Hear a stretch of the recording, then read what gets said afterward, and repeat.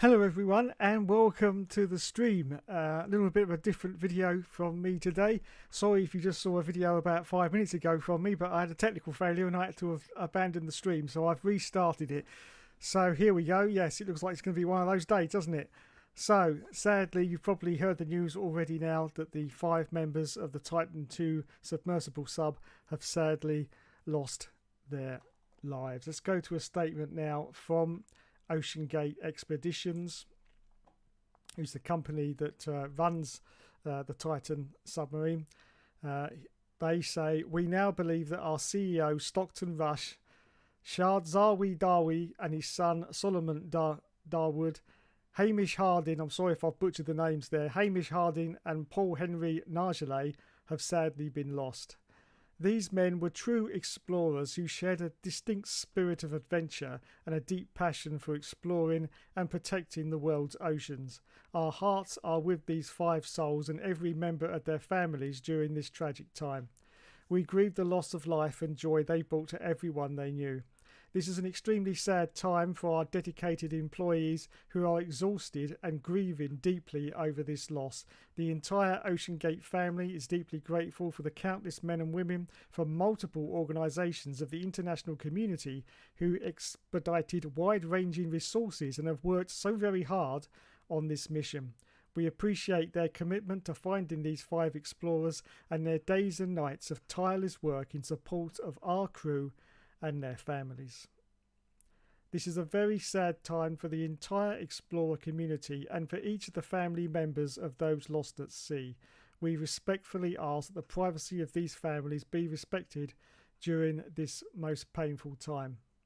And I'd just like to add my sincere condolences to the families of the 5 people that I mentioned earlier. So this, unfortunately, or fortunately, however you want to look at it, has gripped the whole world over the past 5 days. Some people would say unjustly, considering the other things that are going on in the world right now. But yes, it has gripped the nation.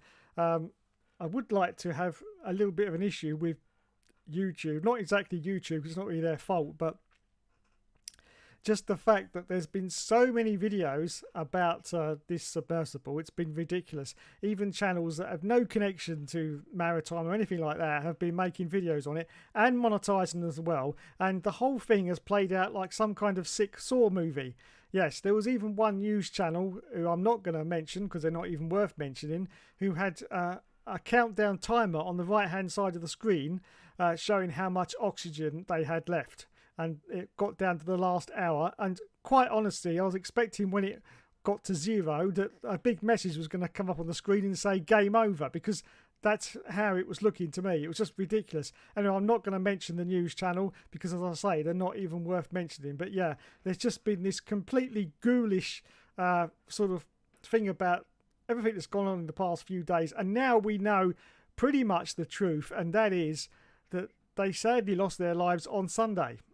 So all the speculation, all the, we can hear banging every 30 minutes has all been just conjecture, because none of it has turned out to be true. They're pretty sure, obviously this has got to be confirmed, but they're pretty sure that they died the moment they lost contact on Sunday. So they haven't been lying on the bottom for the past 4 or 5 days waiting for the oxygen supply to run out, which quite frankly, this outcome, however sad it is the better solution. If you can just imagine sitting at the bottom of an ocean waiting for your oxygen supply to run out, quite possibly in pitch black because they would probably have lost power, it really doesn't bear mentioning about. So even though this is a very sad outcome, out of the 2, it's probably the best thing.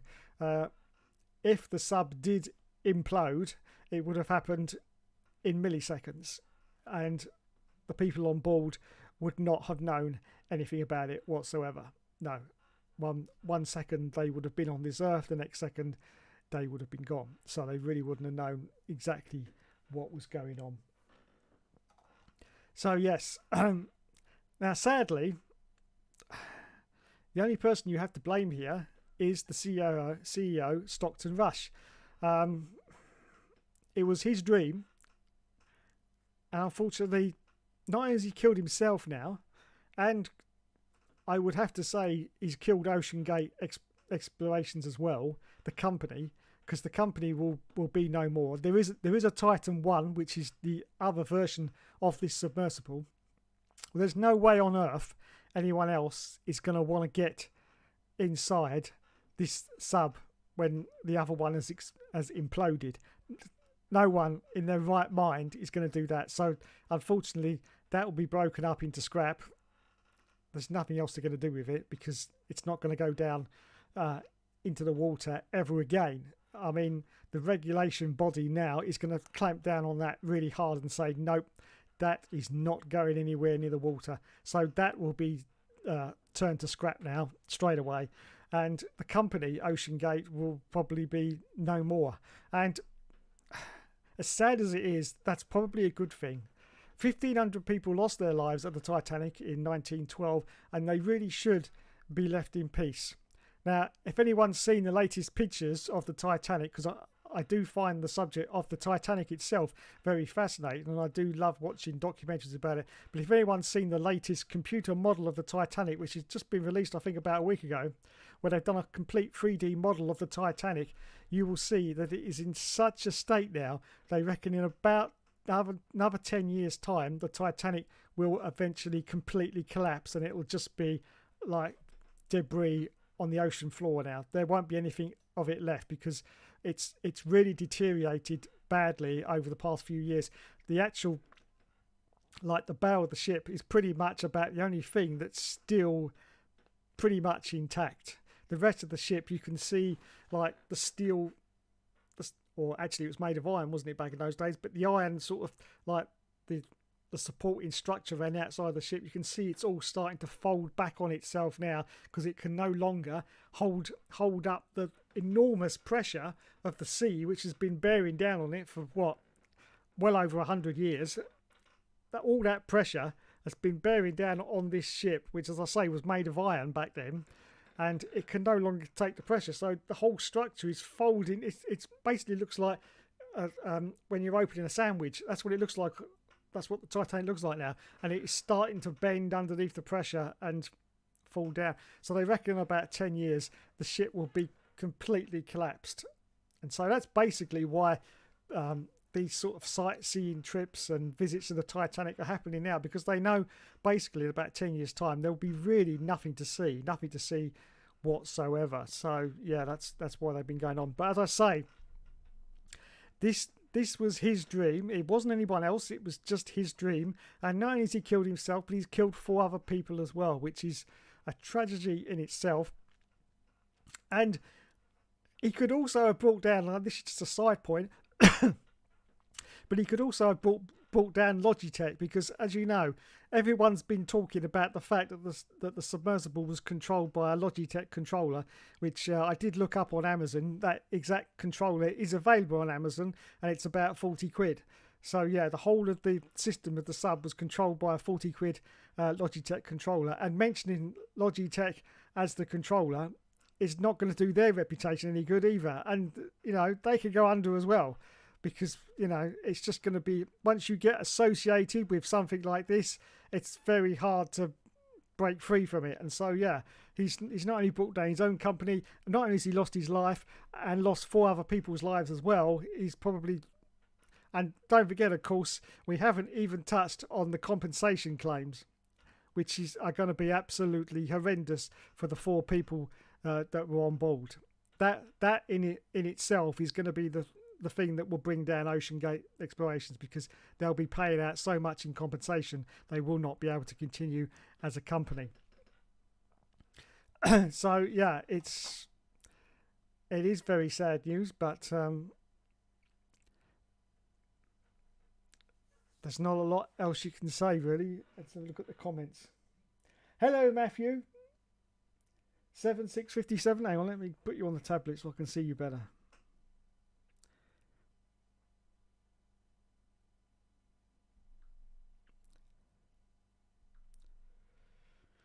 Let's see what Matt says. Please bear with me. In fact, I'll make myself bigger again, because there you go. Right, Matthew says, what was the aim of the mission? Well, basically, Matthew, there wasn't any aim of the mission. It was just a sightseeing tour.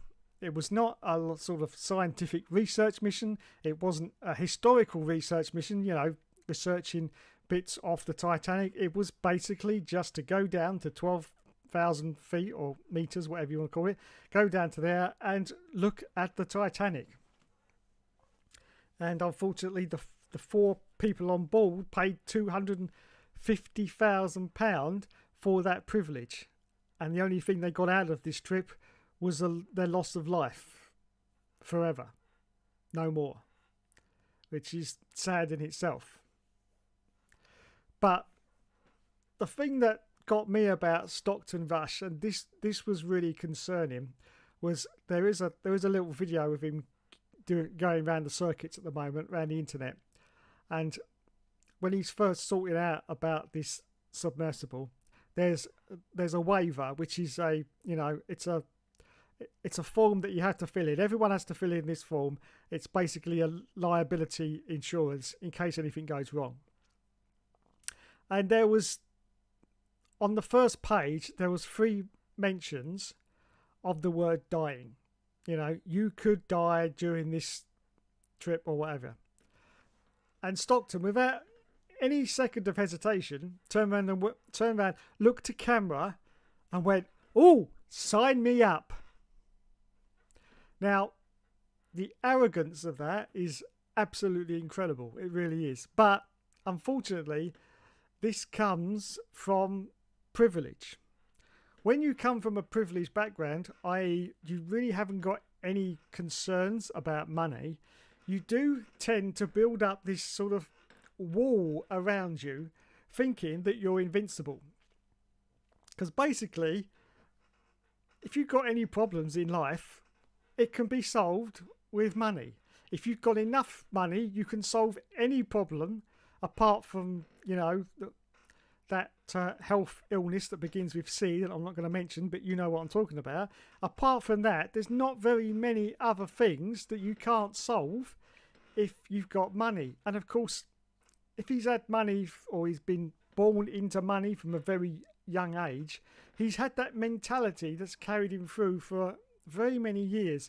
And it sort of provides this insulation barrier. Most of us in life have to think about things. Oh, hang on, how am I going to pay for this and that? He never needed to do that because the money was always there.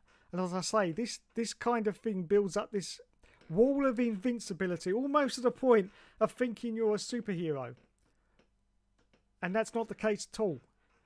Doesn't matter if you've got 50 pence to your name or $1 billion.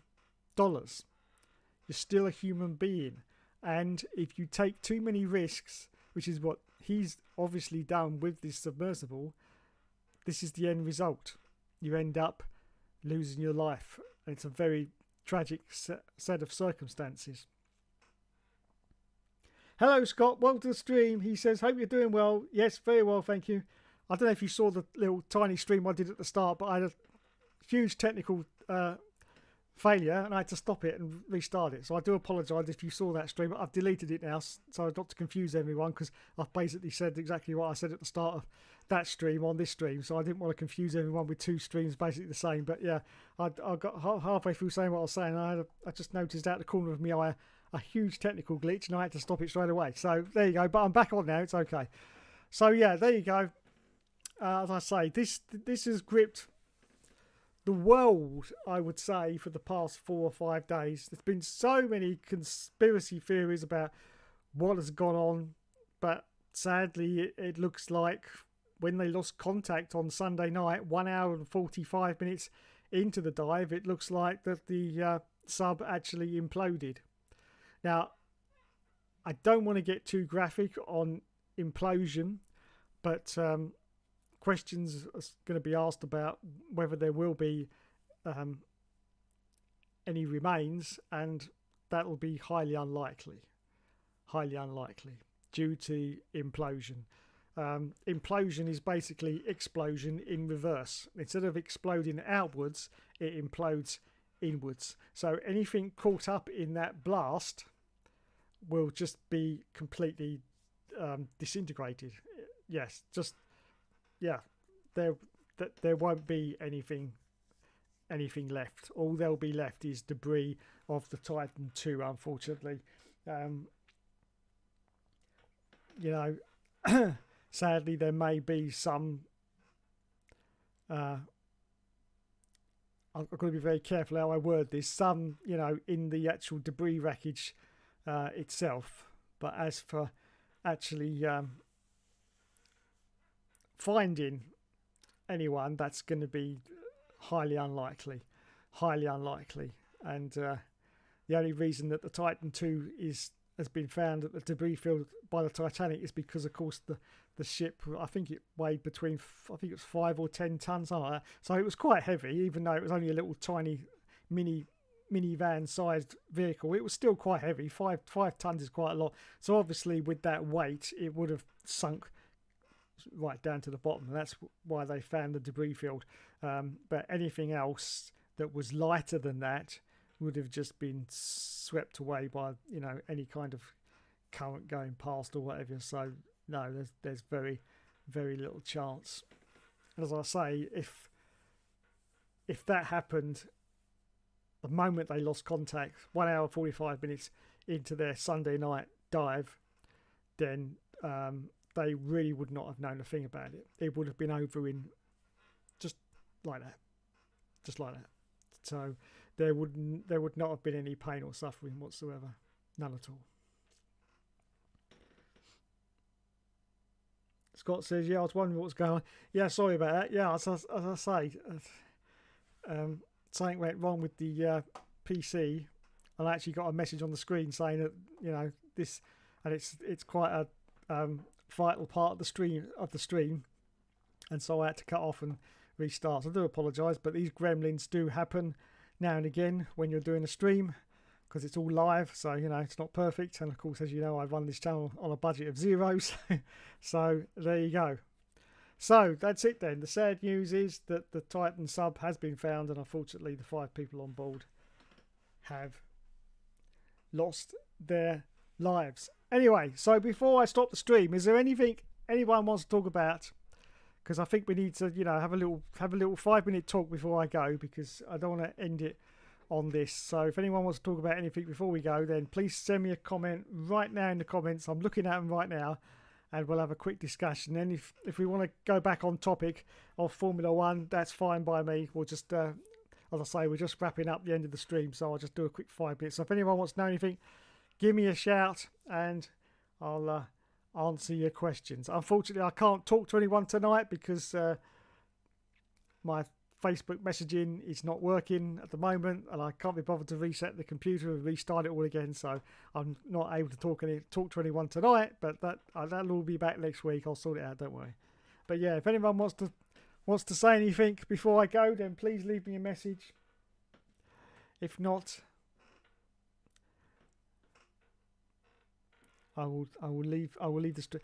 Thank you, Scott. Thank you. Yeah, that's it. Yeah, we can talk about F1. That's okay. This is the primary reason for the stream, just because of the events that happened today, and it was only literally 2 hours ago. I was watching Sky News.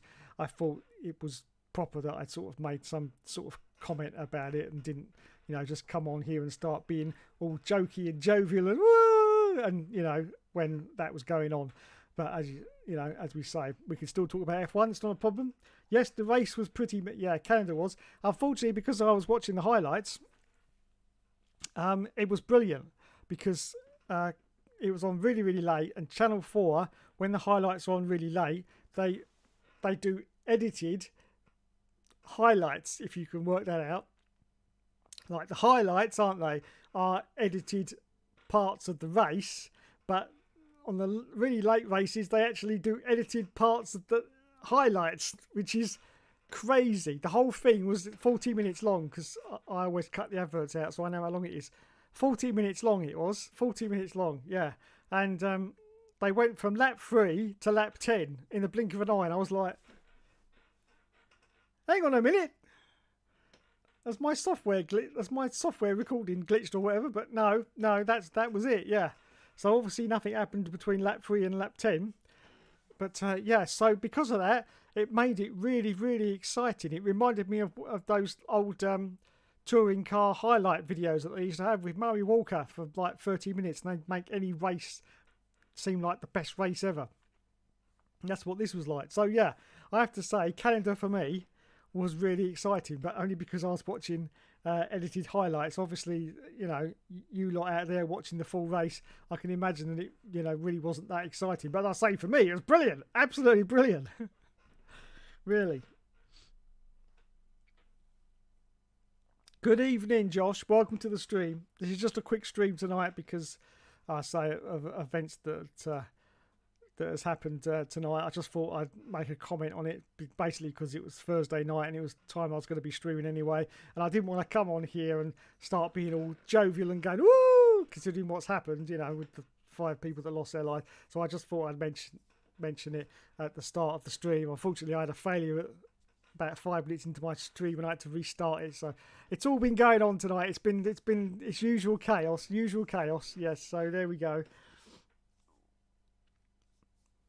Scott saying, oh yeah, hello Plynor Plessy, welcome to the stream. Yeah, look, everyone's here now. I apologise for that earlier stream if you happen to see it, as I say, but I had to stop it immediately because otherwise it would have stopped itself anyway. So yeah, and I said a lot of the things at the start of that I was said at the start of this one, so I deleted that and then did this one. So yeah.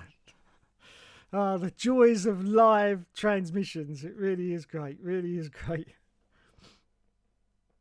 Final place, he says, another boring race, and Max is even getting bored of winning titles. Yeah, I did see that in the old report that Max was getting bored of winning now. I don't know how long Max will go on for, to be honest. I don't think he's going to be a 7 times world champion. I don't think he could be bothered, to be honest.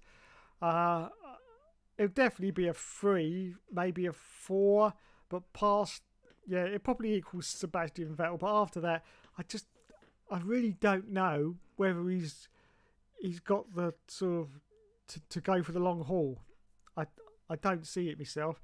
I think he'll still be in Formula One for a few years yet, but yeah, I think after he gets his 4th title, he'll probably call it a day. And good luck to him.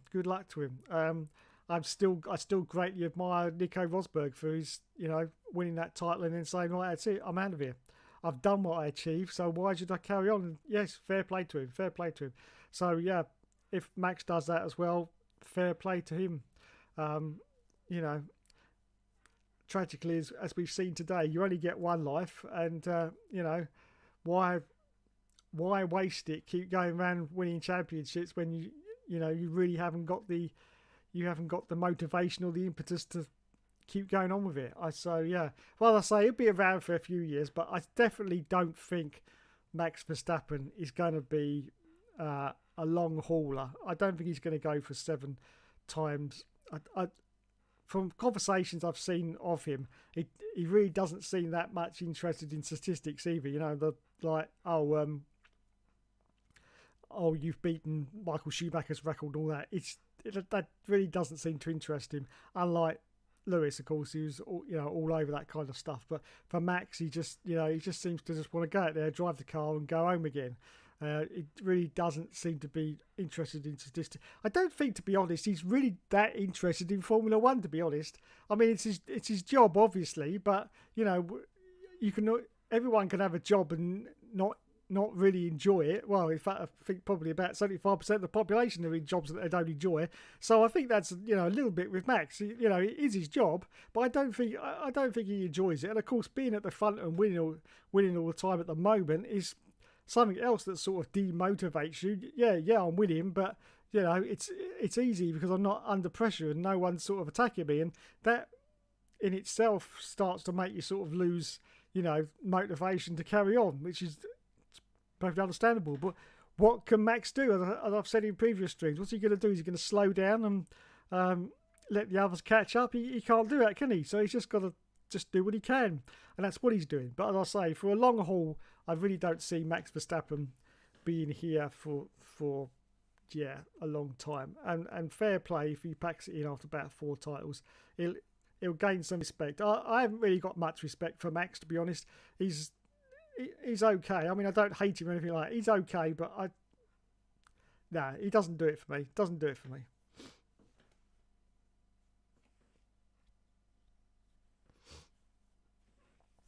Plano says, I think Max should do Le Mans. Now, that's a real competition. Yeah, that is. Yeah, I think Max, as I say, maybe once he gets his fourth title, he might say, that's it, I'm done. And then go off and do other stuff. As it's been proved, so many sort of F1 drivers go off and do other things now that it's quite a good thing to do. And Max doesn't want to get to the stage where he's, getting quite old and past it. He'd want to get in there, wouldn't he, and do something and win it.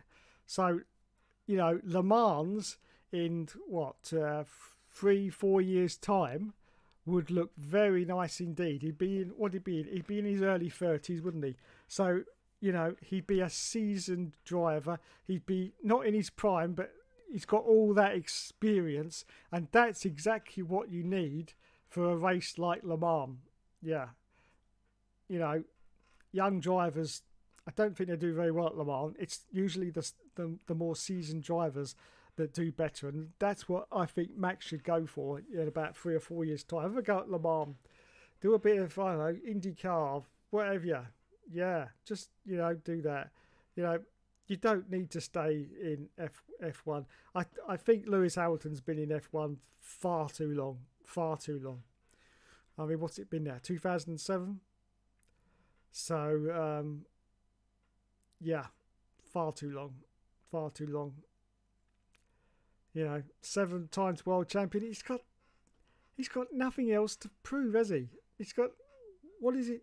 All he's doing now is picking up a paycheck. That's all he's doing. He's got nothing else to prove. I know he comes over the radio and he's like, oh, I'm so happy I got second or whatever. But he's not really. He's just, he's just picking up a paycheck. That's all he's doing. Max is okay at the moment. He's still going along. But I say in about 2 or 3 years' time, I think Max will, say, yeah, I can't be bothered. I really can't. And unfortunately, if the domination continues with Red Bull, and there's everything to say that it will do, although I did see some rumours yesterday while trying to wade through all the Titan 2 submersible posts. I did see something about Adrian Newey sort of hinting that he may be getting, close to starting his retirement. That's what I read anyway.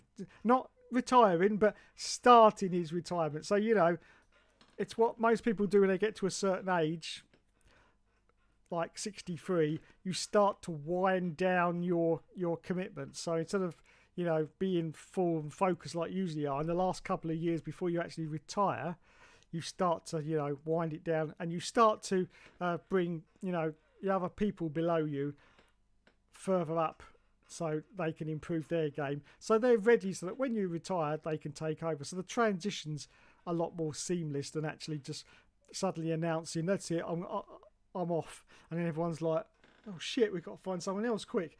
Yeah, so it's always good to sort of transition into your retirement. And he did give that hint. I can't remember where it was now. I don't think I'll be able to find it on Google.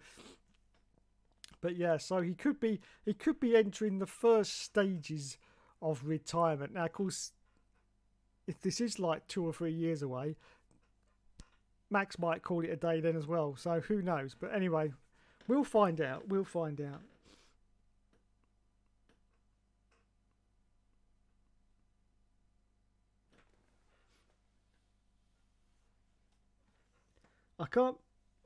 Josh says, I can't even think of what was the best race of the season. They've all been terrible. Yeah. Me neither, to be honest. Trouble is, a lot of them are like really exciting the first 3 laps. Now, of course, that's when there's no DRS, and that's what I always say about DRS. But I'm not going to go into that again because I've done that in previous live streams. I did a half-hour rant about DRS, but I just feel that DRS is artificially spoiling the show.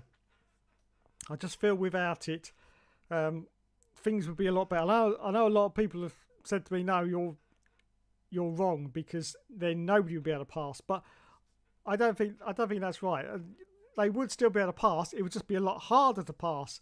So it would be sort of going back to the old days. But I just hate the fact that you get behind a cart, open your DRS wing, and you breeze past at like walk 9.9, and the car's got absolutely zero defence. It can't defend, it can't do anything, because the speed advantage you've got, especially the Red Bull, which is just like a rocket ship when that DRS flap opens, you just whiz past and you've got nothing, and you're like, oh, okay, bye. That was the race a little while ago with Charles Leclerc. I was watching that, and there was no defence, and I just thought, how would that have played out without that DRS? Because Charles was in front of Max and he couldn't get past him.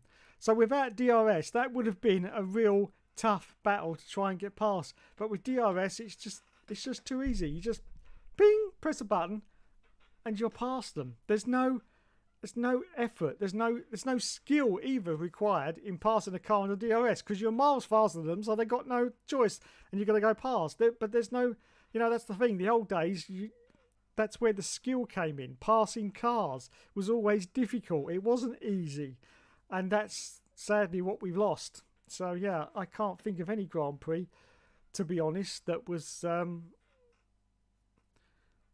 good this year. No, none of them. There's been a few that have had a few good moments, a few good battles, yes. Mostly at the start, though, which you're always going to get anyway. The first 3 laps of any Grand Prix are usually the most exciting part, usually. But apart from that, no. And sadly, because Max is out there and away and gone. I mean, I don't even bother with Max anymore. I just look at positions 2, 3, 4, 5, 6, 7. I'm not even bothered with Max. I just naturally assume that he's going to get into the lead by turn 1 and he's going to be off up the road, and that's it. So I just look at 2, 3, 4, 5, 6, 7. Not even bothered with what Max is doing.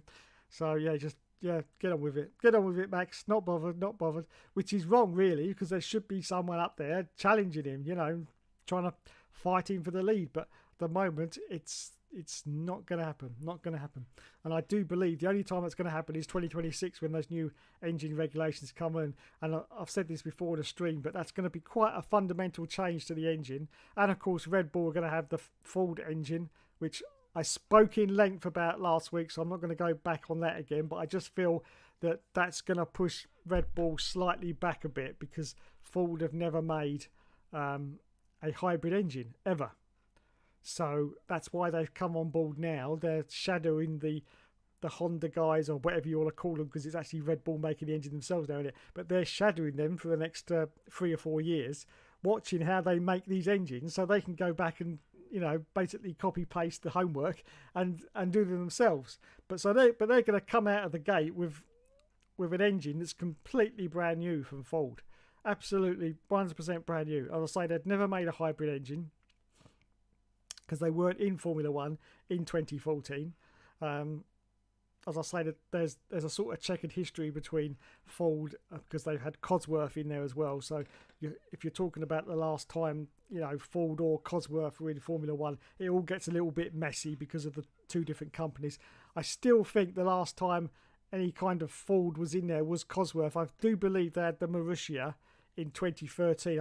That's just stuck in my brain. I may be wrong, but hang on, because I said that last week. I'm going to look that up now, because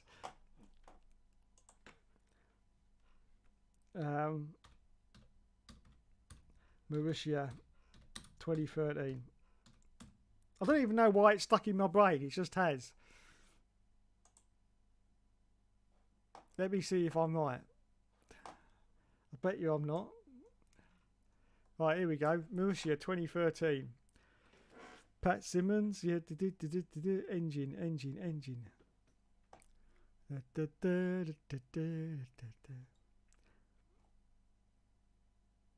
There you go. I knew it. Marussia's engine supplier no, wait a minute, 2011. So what was it for 2013 then? Is it still Cosworth? Hang on. I'll find it in a minute. No, yes it is. Yeah, there you go. See, I was right. The engine was a Cosworth.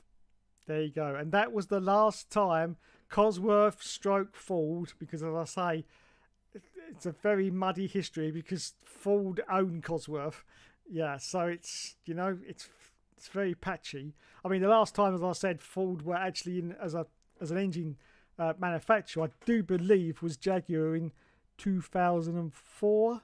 I think that was the last time Ford was actually in there as their sort of own name. But Cosworth's still been supplying engines to Formula One for years after that. And as I say, I'm pretty sure the Marussia, that was the last time we had the Cosworth engine used in Formula One. So they didn't do any of the hybrid stuff whatsoever for 2014. So they're going to come out with a completely brand new engine. And if you just look at the disaster that was Honda when it first came out, Fernando Alonso with his, this is a GP2 engine and all that malarkey, that was a complete disaster. Now look at it, it's absolutely, the best engine on the grid. Obviously, Adrian Newey with his chassis and aerodynamics has a huge help to make that, that car at the front. But the engine is still very decent indeed as well. And so that's the sort of success story that they've had. They've gone from like zero to hero.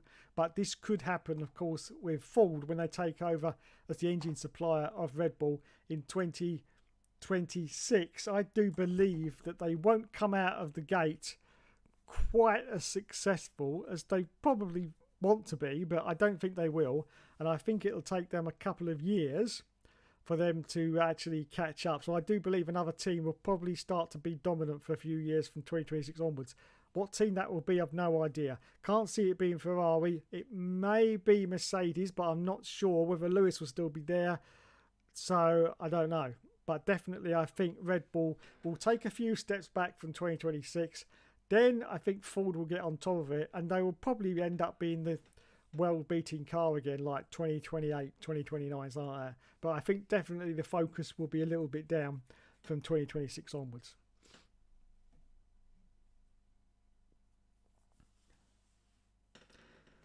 Josh says, I think Max will get 5 titles and then call it quits. Yeah, I think you're right there, Josh. I think 5 titles and he'll say, yep, that's enough.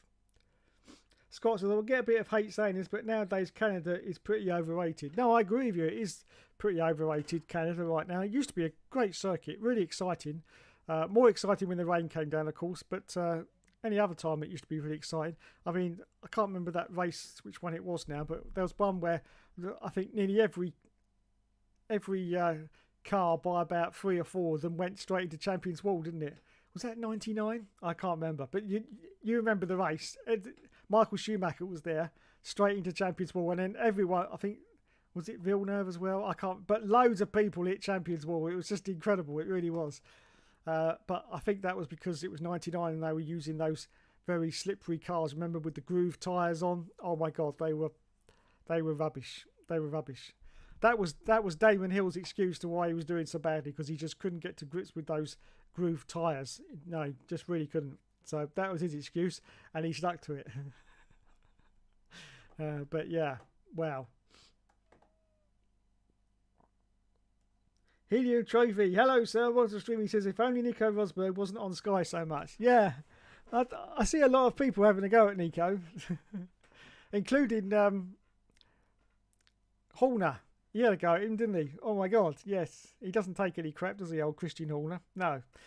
He didn't agree with him, so he made sure he said it. So you've got to give him props for doing that. But yeah, Nico he does come out with quite a few sort of controversial things. I don't know.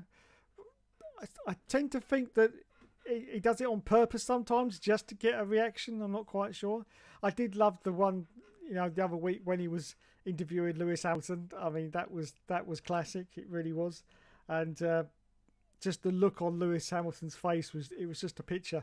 I mean, I've said this before, but one of my hobbies is I like to study body language. When you get all these serial killers and they're in the dock, and if you just look at them when they're saying, did you do this crime, you can just see the way they move their eyes, whether they're guilty or not. It's a great little game I like to play. And yeah, so I like to study body language, and I could tell from Lewis's body language between Nico, they're not the best of friends. In fact, they're not even close to the best of friends. So there you go. But yeah, it was great to see.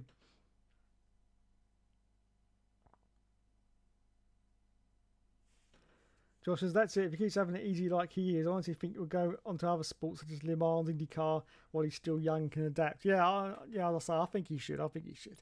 I say, there's no point in hanging around in Formula One to just to bag titles, and then he'll leave the sport. He'll be like 37 years old, and he won't be fit for anything, will he? Whereas he could have gone into like Le Mans at 31, 32 and really enjoyed himself, and probably been in the team that would have won, which is great. So I think that's what he should do.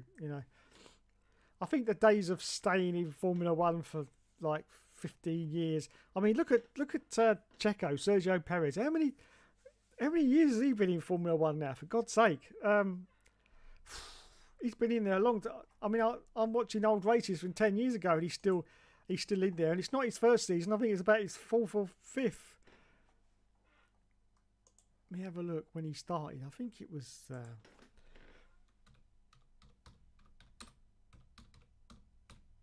2010, was it? 2010?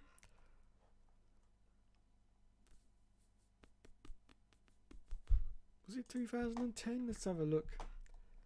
Let's ask Wikipedia. When did he start? How old is it? Oh, bloody hell, he's only 33 years old. I can't believe that. 33? Oh my God, I thought he was 39 at least. Wowzers.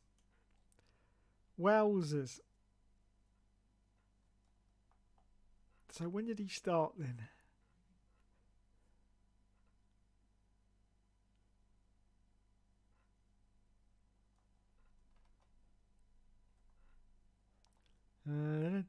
Well, he started in GP2 in 2009, 2010.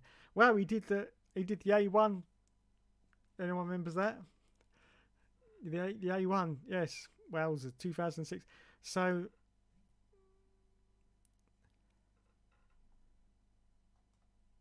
2011. There you go. I thought it was way longer than that. He just seems to have been in it forever. 2011, he started in Australia. There you go. That's when Checo started. I seriously thought it was a lot longer than that. It just seems like it because I just seem to see him all the time. 2011. I can't believe he's only 33 years old. Wow. He must have been really young when he started then. Bloody hell. Wowzers. Yeah, there you go. Sauber started in 2011. Yeah. Oh my God.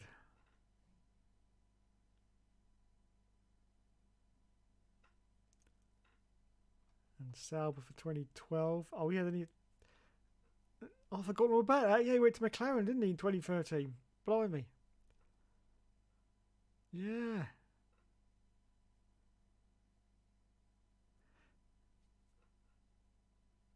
Yeah, he replaced Hamilton, didn't he? Bloody hell.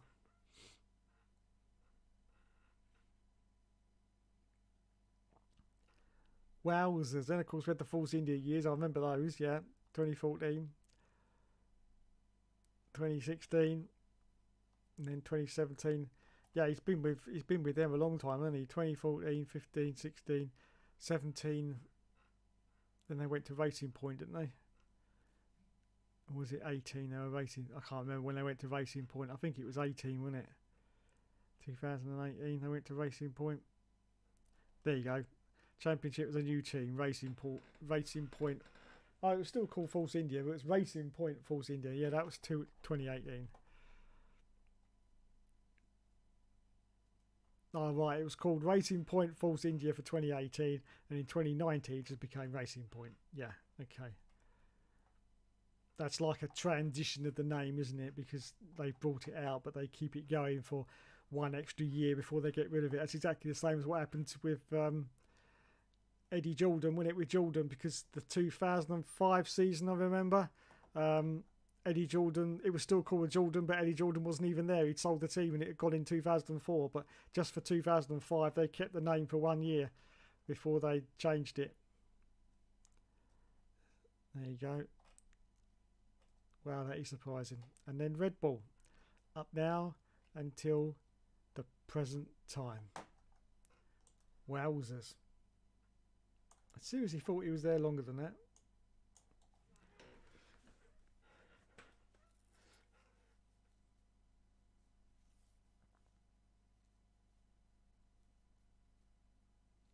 He and Trevor says, yeah, he said once he got the first title, everything else was a bonus. Yeah, yeah.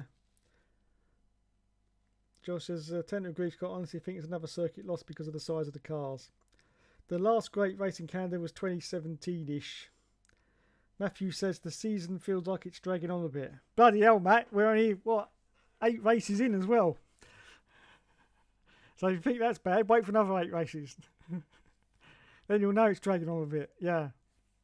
I still stand by what I said, and I think I'm going to be right at the end of the season. I really do. I said that a Red Bull, barring mechanical failure, is going to win every single race of this season. Now, of course, that includes Sergio Perez as well, but I think that's what's going to happen.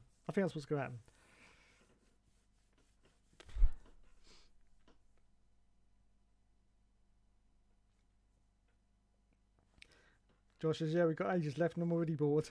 Hello, Polish Eddie. Welcome to the stream. He says, yeah, Max is not there to be making friends with anyone or being fake for the camera, so people like him. He's just there to do one thing and one thing only. Yep, that's true.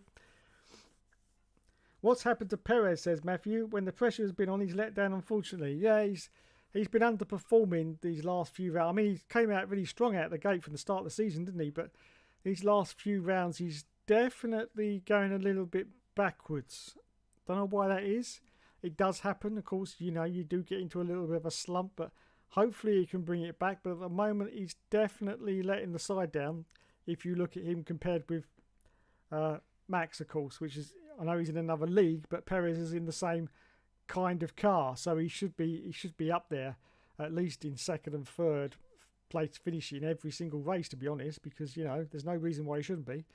But yeah, he's not doing too well. I think he's just going through a little bit of a slump. It does happen, and hopefully he'll come back, but I'm not so sure. We'll find out, though. We'll find out. Hopefully he will. Planet Plenty says, only follow IndyCar and MotoGP this season. Gone off BTCC because I'm not a fan of the hybrid package, and I feel that's made the racing boring. Yeah, I haven't got onto the BTCC yet. I usually record them and watch them like later in this year, so I shall get onto that and see whether it has made it boring or not. But Helium Trevor says, well, Didier Pironi won it at his first go. Wow, did he? Fantastic. Well done, Didier Pironi. Polish Eddie says, that's why I have so much respect for Max. He is the complete opposite of Hamilton. Hamilton is 100% fake for the cameras, while Max is just being himself and doesn't really care what people think. Josh says, I'm loving the BTCC this season. They've adjusted the hybrid and is working better now. Well, there you go. Who said that? Planel Plessy. He says he's loving the season so far. I haven't seen it yet. I usually record them and save them all up and watch them I do a big binge and watch them in about. I think I wait until the season's over and I watch them all in one big binge. I know I'm weird, but there you go.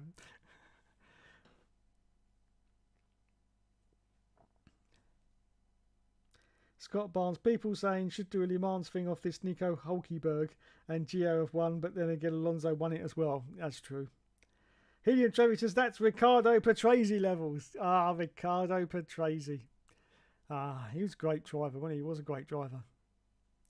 And he really sort of revelled in his role when he became like number 2 driver as well. You know, they brought him in when he got older into like the number 2 role against other, you know, sort of better drivers, and I thought that was great, and he really did a good job, I think.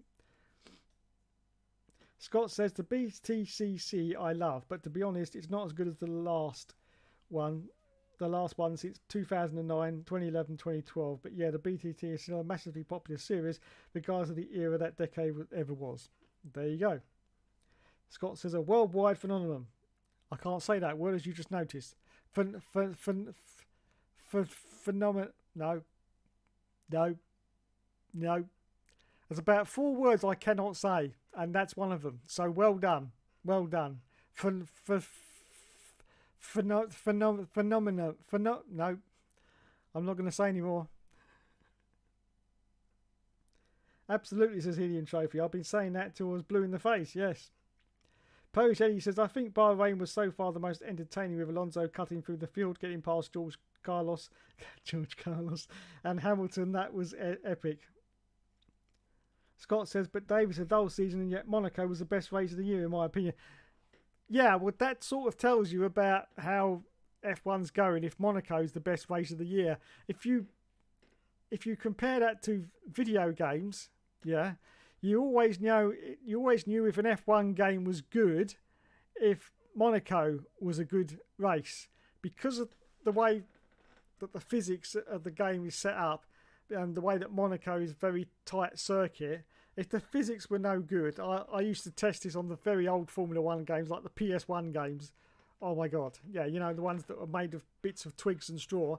Yeah, the PS1 games, always, you get a new one, you go straight to Monaco. Okay? If the handling was rubbish at Monaco, you could be pretty damn sure it was a crap game and it was rubbish everywhere else. If it was good at Monaco, then it was a good game. And so that's what's happening with Formula 1 right now. But unfortunately, in reverse, Monaco was great. All the others were rubbish.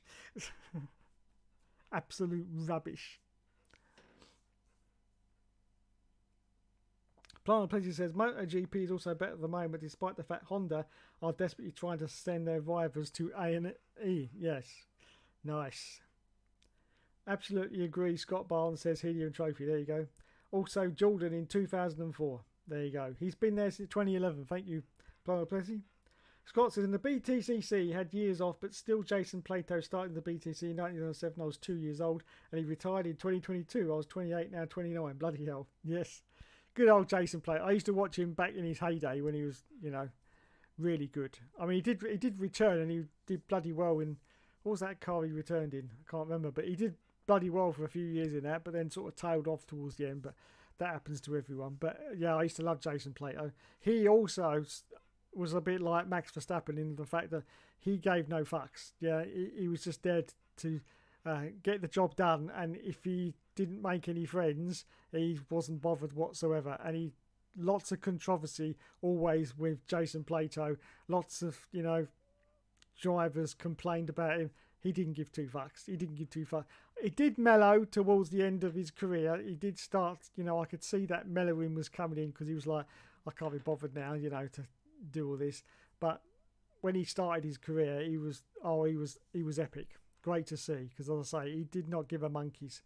Not give a monkeys. Oh look, there's a gap. Right, I'm going for it then. What do you mean you're still there? I don't care. I'll just push you out the bloody way then. That was Jason Plato in a nutshell.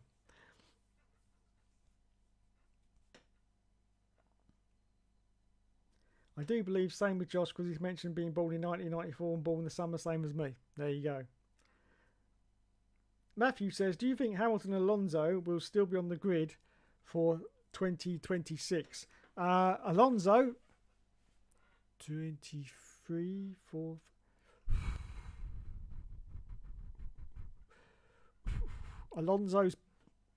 Alonso could be. How old is Alonso? Is he 41? Wait a minute.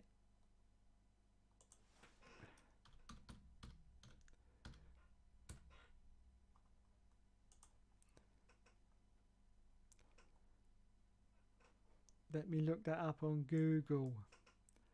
There we are. Fernando Alonso is 41 years old. So, it'd be 40... when's his birthday? Oh, it's July, so it doesn't matter. So, also, he's 42. I'm going to work out maths because I'm crap at it. 42 in 23, 43 in 24, 44 in 25, 45 in 26. Is that right? So he'll be 45 years old in 2026. That, I think, is going to be pushing it, to be honest. 45 years old. I think Nigel Mansell was 43, wasn't he, when he did his last comeback reunion tour? Formula 1, whatever you want to call it, I don't know. Greatest hits album from Nigel Mansell when he came back in 1994 with his guest appearances, wasn't it? And then 95, of course, was his final year, wasn't it? Well, that didn't last long, did it, at McLaren? But I think he was 43 years old when he did that. So I think 45 is definitely pushing it. Yeah. I mean, fair play. He could well be. Could well be. I just don't know. I just don't think so. So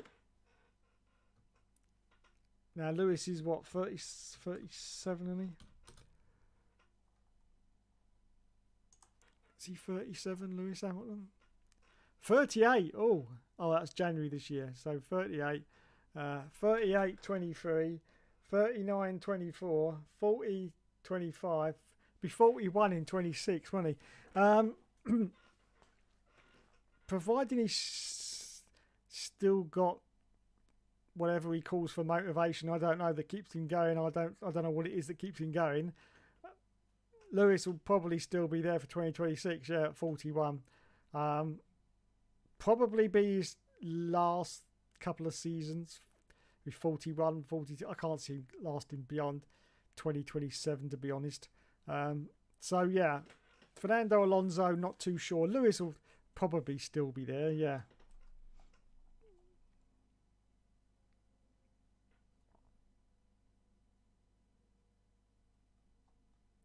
Matthew says, have you given Dominic Orlando a pep talk going to F1 23? Yeah, surely he wins a title in this game. I haven't given him a pep talk yet, but I will do. Yes. Hopefully he will win something, because I don't know. He's a bottle job. That's unfortunate. He's a bottle job, yeah. Just when he's under pressure, he bottles. But there you go. We'll sort him out. Plumber Plenty says, Riccardo Patrese previously held the record of most races started. Don't know if Alonso has that record, but if he does, can't see it being beaten. Interesting. Matthew says, Devon Butler is my favourite video game character of all time. Wow, really?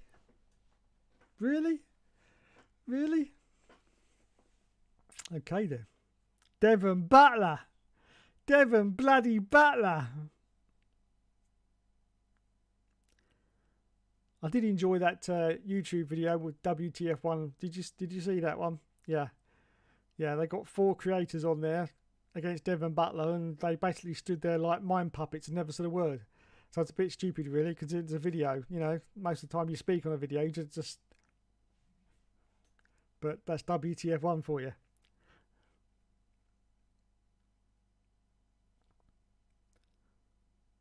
They did that for a few races last year. Scott Barnes says, not good handling. Good morning, F1 98. Yeah, I was a bit confused last year too, but to be honest, if ITV is free, no live event, put the BTC on the main channel ITV. True. Plumber Pletty says, I'd like to see 45-year-old Alonso and Aston Martin Honda in 20... I would like to see it as well. I just think that's going to be a stretch. But on the flip side, I would like to see it. If he was on that grid at 45 in the Aston Martin, that would 100% definitely be his last year. That would Alonso saying, well, look, the new regulations for the engine are coming in. A few other changes to the car as well are coming in. I'm going to do 1 year, see how it goes, and then that's it. I'm out of here. That would be the sensible thing to do, because, you know, if you're sitting there doing races every year and nothing really changes with regulations, you just start getting bored. So when a new regulation change comes in, it's always something new and exciting to do. So you could say, right, that's it. I'm going to do 2026 then, and then that's going to be it. I'm going to retire. And I'm pretty sure that's what Alonso will do. I can't see him going past 45 years. That would be ridiculous.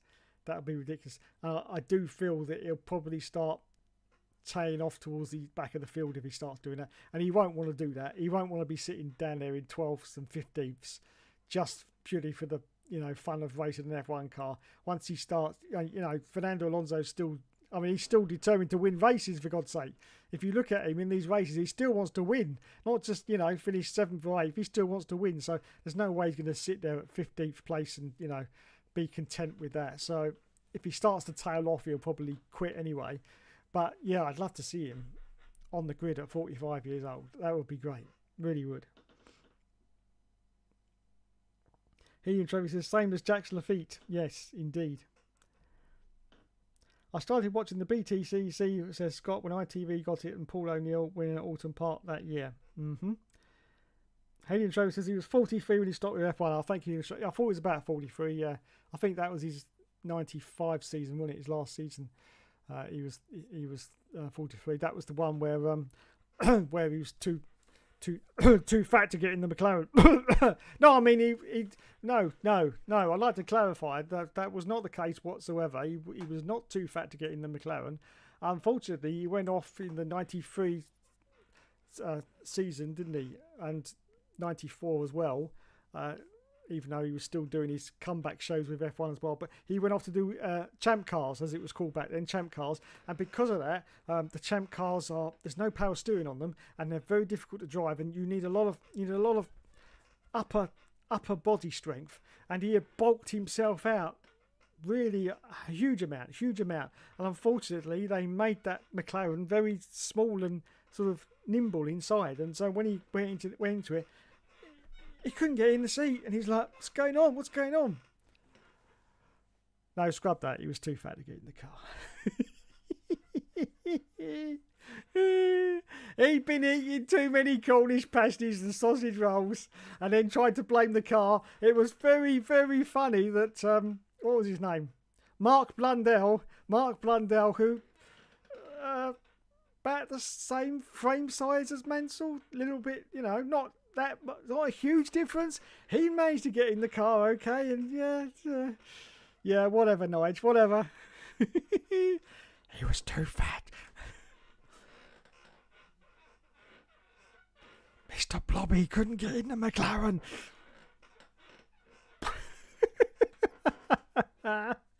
Oh, great.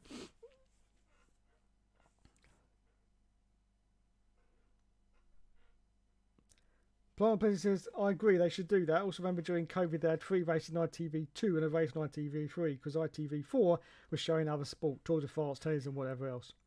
Plant Pleasure says, Devon Butler is good, but he's no Ryan McCain from Toker. It's Ryan McKean. I remember Ryan McCain. That was a great game, that was. Toker race driver. Yes, the first one anyway. Yes, the graphics were very, very dodgy. The background spectators were completely flat. Like that. If you look closely you can see them. They're like that, they are. So that was a bit dodgy. The frame rate of the game was very, very dodgy indeed. In fact, if you got more than 2 cars on the screen, it started to go like a flip show. You're going jerk. But it just had that quintessential something. And it had a narrative-led story. Yes, who would have thought? That would have exploded into Breaking Point today. Yes, but back then that was probably the first motorsport game to have a narrative story. I'm pretty sure that was the first. I'm just trying to think of any other game that would have had a narrative story in it. No, I'm sure that was the first. Now, of course, it wasn't a huge narrative story. It had no reflection of what you did on the circuit. So what you did in the cutscenes, you could then go out in the next race and basically smash everyone off the track. That wasn't reflected in the next cutscene, although you used to get a good cutscene where the driver used to come up and go, "Hey, what are you doing?" and throw his crash helmet at you in the garage. I remember that cutscene. But apart from that, it had no reflection on actually the progress that you made through this narrative structure, because it was very strictly set what happened. So even if you lost races, the next piece of the narrative still kicked in. Didn't make any difference. So that was good. The only thing that made any difference, I think, was right at the end when there was this expert championship that was talked about by Ryan on the podium. And unless you'd actually unlocked all the previous cars in it, you couldn't actually get into it, which was a bit of a pain in the arse. But apart from that, it was pretty much the story carried on whatever you did during the game. It would just carry on, and it was great. It was great. James Randall. Who remembers James Randall? Yeah. What was his name before he was James Randall? Because he came back as James Randall, didn't he? Because he was someone else, and he was the one that took out Ryan McCain's dad back in and Donnie McCain, the big fireball and cars blowing. Oh God, those were the days. But yeah, and then he ended up in the trunk at the end, didn't he? And in the back of the car, and they drove him off mafia style to go and chuck him in the nearest canal. I don't know. It was completely surreal. And then you had proper licensed songs playing in the background as well. Thin Lizzy, remember that one? Bloody hell. Yes, it was just great. It was just great. And it's now morphed into Breaking Point, and to a certain extent Grid Legends as well, which also had the narrative story. Only in that one, of course, they used real actors, very, very dodgy acting. I haven't actually got onto the Grid Legends thing, but I've seen a couple of videos on YouTube, and the acting looks very dodgy indeed. Very dodgy. It was right, I do believe, for Breaking Point 2 that they stuck to CGI. That was the correct decision, because once you start putting real actors pretending to be video game characters, it doesn't quite work as well, does it? Really? No. It's far better to have them as CGI, because you know this is the world we want it to. We don't want it to look too real. We don't want real people trying to pretend to be, you know, Donnie McCain or whatever. We don't want. CGI is fine. For games anyway, it's fine. So yeah, just left it like that. Scott says, yeah, I remember like that. They mixed it up for a bit. It does confuse people, but like I said, when the main is free, takes it to a higher rating opportunity is the reason. Maybe not so sure though. Plumber says, and then Mansell did a bit of BTCC. Yes, he did. Yes, I remember that. Bit of BTCC. Wasn't he in the, didn't he take the full Mondeo? Was that the one he was in, the BTCC? I just seem to remember the blue one.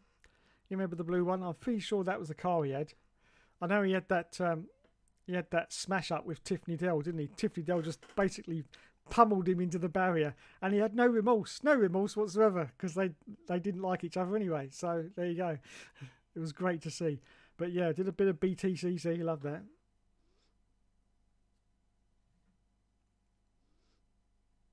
Don't know if that video of Mansell at Donington wet in 1980 is still there, but it was a great drive. It was a great drive, yeah. Gibberish Murray Walker was obsessed with Mark Blundell. Yes, he was. BTCC 1998 round 12, the Nigel Mansell show, a phenomenal race, worth a watch definitely. Yes, it's on Daily Motion. Mansell drove the Mondeo. Yes, there you go. There's confirmation. Mansell drove the Mondeo. Oh my God! Now, of course, that was a back marker car, wasn't it? In the BTCC back then, that was not a top flight team, wasn't it? No way. So yeah, he sort of baptism of fire for him to go into that. But yeah, I just remember Tiffany Dell punting him off, and I was like, having no fucks given whatsoever. Just like, yeah, whatever. If you're gonna come into my playground, Nigel, you're gonna have to expect to get a few bumps and scrapes. You know what I mean? This is my domain, Mr. Mansell. Yes, you go and ponce off back to your F1 and get out of my domain. That's what he said. Yeah, not literally, just in his head when he punted him off. It was brilliant. Great to see. Blind Peter says, I think the Mondeo was one of the only cars that Clarkson, Hammond and May all liked. Yeah, I think it was. Oh my God, it was not a good car in touring cars, was it? I mean, it was the bottom car you picked in the game, wasn't it? Toka touring car. It was always one. I think there was that one, wasn't there? And the what was that other one that looked like a sandpit?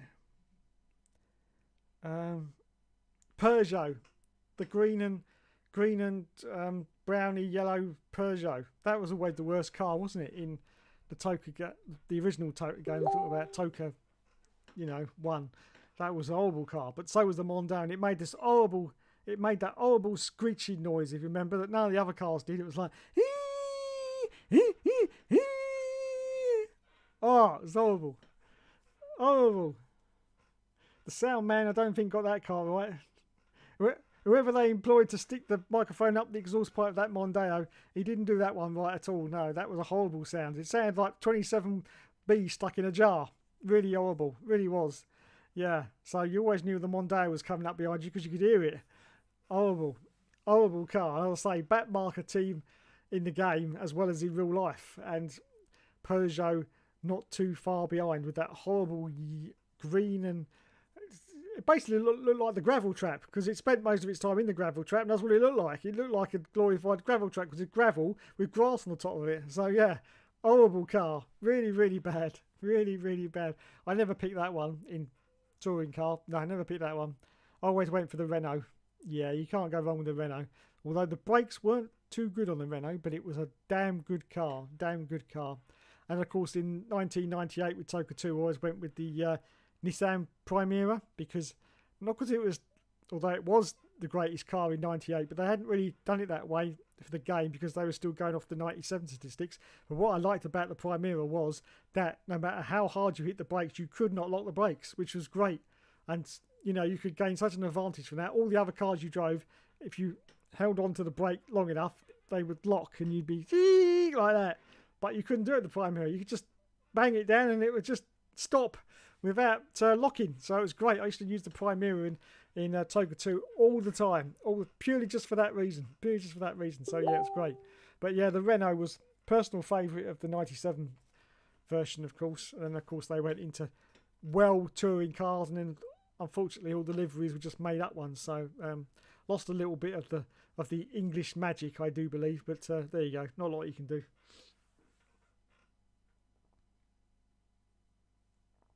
The Mondeo was great in the wet, and Will Hoy won a race earlier the year at Silverstone, round 4, yes. Heliotrope says Tiff Needell on Le Mans PS1 game. Aggressive driving takes its toll. Oh, God. That Le Mans game. I had that one, the PS1 version. Yeah. Yeah. I've also, the same team made an F1 game as well, and I've got that one, and that's pretty damn awful. I have to say, it wasn't a bad game, but it was very samey. It had a sort of career mode as well, where you progressed up through teams, which was quite unusual for the day, and it wasn't bad, but I got about 3/4 of the way through it, and it was starting to get very samey, and for some unknown reason it was one of those games where, although you select the difficulty like easy, medium or hard, and I've always been the sort of person that goes, if there's 3 options I always go for medium. If there's like 5 options I always go for the one just below the hardest level. That's how I've always played games. One just below the hardest level. I never go for the top level because I'm not that good. But I never go for the medium or easy. I've never ever played a single video game ever in my life on easy. I just don't see the point in playing a game on easy. Yeah, that's easy. Easy is what you give to your kids. Like your 5 or 7 year olds if they're playing a game, because they don't want to get frustrated because they can't do it. So you put it on easy. That's why easy mode is there, and I quite appreciate that. Yeah, I can appreciate that. But I've never played a game ever in my life on easy level. It's just no. So I've always gone, if there's 3 options, easy, medium, I always go medium. And if there's like 5 options, then I go just one off from the top, and that's how I've always done it. So yeah, I just don't see the point in playing a game on easy. It's just, why would you do that? Unless, of course, you're very, very bad at video games. I mean, like, exceptionally bad at video games. Tim Harvey drove the Peugeot. Oh, yes, that's right. Tim Harvey drove the Peugeot. What a dog of a car that was, wasn't it? It really was. It did nothing. All that 97 season. Nothing, did it? It was back of the grid. I'm surprised Peugeot didn't, because, I mean, it was a works car, wasn't it? Yeah, Peugeot was a works car. I'm surprised Peugeot didn't just give up halfway through and say, nah, this is not happening for us. This is not happening, so give it up. But they didn't. They carried on going, didn't they? So fair play to them. They were having their Honda years. Mondeo was a back marker. Then they won the title in 2000. Yes, they did. As I say, they went through an evolution stage, didn't they, of not doing anything and then suddenly coming to the front. And Russell in the Volvo, and Alan Menu in the Renault, and James Thompson in the... James Thompson. I loved James Thompson back in the day. He was another one who didn't give 2 fucks about anything or anybody. He was there to do a job, and, if you happened to get in the way of him, then you'd get punted into the barrier. And he didn't care either. No, didn't care a monkeys. And that was great. And I loved his aggressive style. And I always liked that Honda as well. That was another car I always used to pick as well in Toka touring car, was the Honda. That was your best all-rounder. Wasn't too fast, but handling-wise, it was the best all-rounder in the game. So yeah, I used to pick the Honda as well. They were the best cars in those games. 1, 2, 3. Menu, Reed, Russell. Wild. Infograms. Didn't they make Grand Prix? Yes, they did make Grand Prix Challenge. Yes. I'm still trying to erase the memory of Grand Prix Challenge, but unfortunately I can't. Prime says, I think Scott meant Rydell, as in Rickard Rydell. Yeah, we know what you mean, Scott. We know what you mean. Rickard Rydell, yeah. And everyone knows the best BTC car is the Volvo F50. Yes, what a rocket ship that was. And so unexpected. Everyone thought it was going to be a complete dog. And they were like, what? There's this Volvo 850 with a huge, huge rear end on it. Suddenly it goes speeding past everyone. You're like, how the hell did that happen? How the hell did that happen? I've no idea. But it did. Scott says, on Toka 2, the bastards, the AI will take you out every track, everywhere, and it makes you sweat a lot. Yeah, Toka 2 was very, very unforgiving. The thing I hated about Toka 2, the original Toka was great because it didn't have a difficulty on it at all, did it? But it started very easy. And then, as you know, you had to get 15 points every single round to continue the championship. But because the first, 3 rounds were really easy, you could because there's only 15 points, for every round. So you could amass, and you used to get, I think it was 15, it was 2 rounds, wasn't it? And you used to get 30 points every round. So you could amass a huge amount of points very, very quickly in early stages. So you'd never get knocked out of the championship, which was great. But unfortunately in Toka 2, they changed that, and you had to get 15 points, whereas before it was an accumulation of points that you had to get, which had to equal 15 points. In Toka 2, you had to get 15 points every single round. Otherwise, you'd get knocked out of the championship. And you had the sprint series, didn't you, which started, and then you had the main where they had those little tags underneath your name, which meant that the other drivers could see whether you'd made a pit stop or not.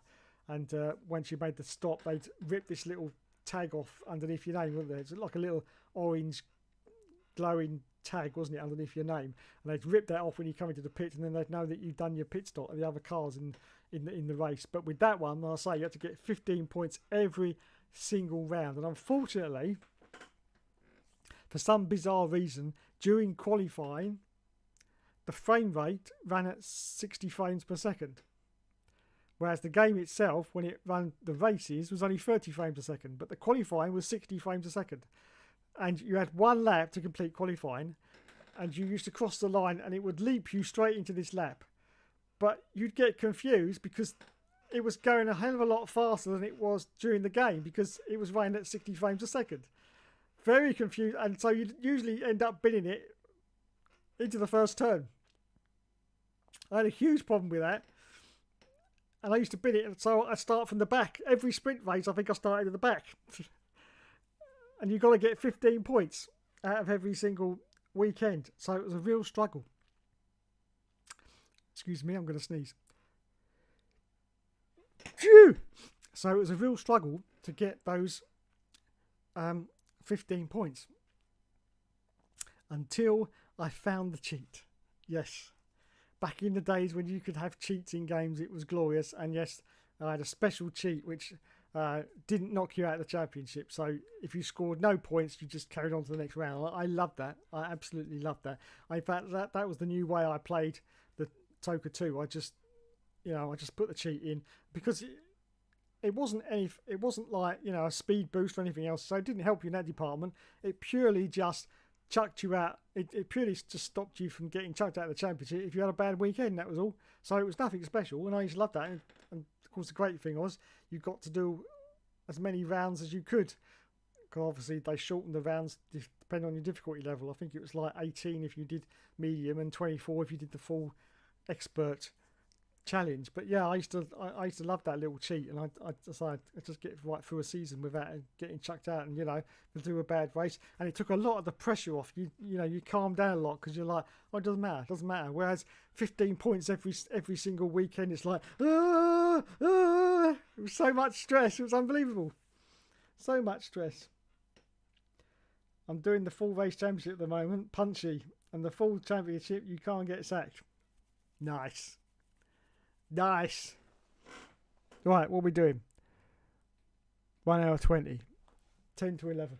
Okay, thank you very much. I'm going to wrap up the stream right now. Thank you, everyone, for watching Hookster Talks tonight. Had a little bit of a, change at the start, but we got back onto Formula 1 and everything else. Touring cars and Indy cars and everything else in the end, so it's good. Anyway, thanks so much for watching, everyone. You have been awesome as always. Thank you to Scott Barnes, to Lionel Plessy, to Helium Trophy, to Matthew 7657, to Polish Eddie, the Moaning Yorkshireman,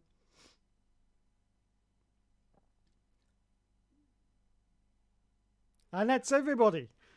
Thank you very much for watching tonight, everyone. You have been awesome as always, and I will catch you next week. I think it's a Grand Prix next Sunday, isn't there? So I should be doing a back to normal next week, doing a preview of the next Grand Prix. So there you go. Thanks so much for watching, everyone. You've been awesome as always. And wait a minute. There's one thing we forgot at the start of the show, because I didn't think it was appropriate to be talking about the Titan sub tragedy and have this at the start of the show. So we'll put him in at the end anyway, because we all need a little bit of cheering up right now. Here he is, Mr. TB Bear himself. Yes. Still wearing his WTF1 sticker, the little traitor. The little traitor. Yes. Everyone's favourite bear. There you go. So it's a good night for me and it's a good night from him. Yes. Thanks, everyone. You've been awesome as always. And I'll catch you in the next video. Thank you and good night.